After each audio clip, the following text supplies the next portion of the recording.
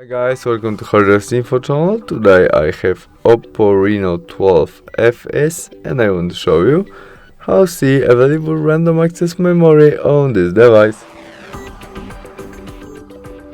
To see that, in the first step you must activate your develop mode. Open settings, scroll down and choose about device selection, where we tap on version. Now we must tap sometimes to our version number to activate our develop mode. To confirm it, enter your look screen, and when we are developer we go back to the main menu of your settings, where we choose additional settings. Now we have new selection right there as developer option. In it, memory, and there we have information about our available random access memory that now we use 4.64 gigabytes and our available is 7.55 gigabytes.